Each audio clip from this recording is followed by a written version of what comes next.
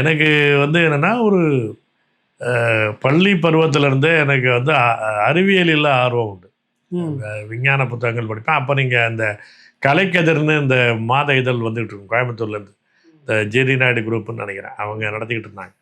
கலைக்கதிர்னு பேர். நிறையா அறிவியல் செய்திகள் குழந்தைகளுக்கு புரிகிற மாதிரி நல்லா எழுதுவாங்க.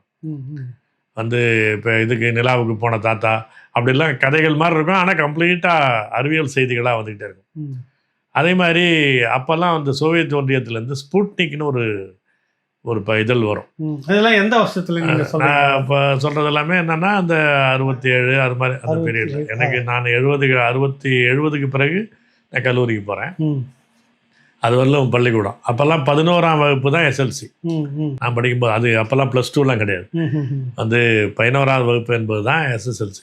அதை முடிச்சுட்டு பியூசி. அதுக்கு பிறகு பியூசின்னு ஒரு ஆண்டு, அதன் பிறகு அதுன்னு ஆச்சுன்னா அப்போ வந்து அதனால் எனக்கு வந்து பள்ளி படிவ காலத்திலேருந்து நான் தொடர்ந்து தஞ்சாவூரினுடைய அந்த மைய லைப்ரரி, மாவட்ட மைய நூலகத்துக்கு முதல் 10 கையெழுத்துக்குள்ளே என்னுடைய கையெழுத்து இருக்கும். நான் உள்ள கையெழுத்து போகிற என்ட்ரியில் கையெழுத்து போட்டு போகணும்ல, அதில் வந்து முதல்ல சில்ட்ரன்ஸ் செக்ஷனில், அதாவது குழந்தைகள் பகுதியில், அந்த வயது வரையிலும் குழந்தைகள் பகுதியில், அதுவும் பார்த்தீங்கன்னா முதல் 10க்குள்ளே என்னோட கையெழுத்து இருக்கும். ஆமாம், அது மாதிரி அதன் பிறகு இருக்கும்னு வச்சுங்களேன்.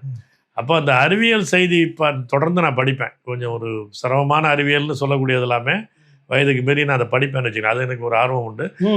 செய்திலாம் பார்ப்பேன். நீங்கள் அந்த வீட்டிலேயே டிரான்சிஸ்டர் செய்கிறது, பேட்டரி செய்கிறது, இது மாதிரிலாம் பண்ணிட்டு ஏதோ ஒன்று கொடுத்துட்டு இருப்பேன்.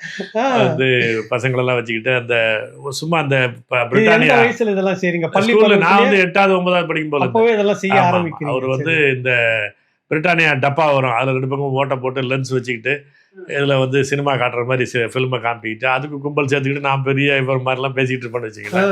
அது மாதிரி அது ஒரு ஸ்கூல் டேஸில். அதனால் அறிவியல் சார்ந்து எனக்கு ரொம்ப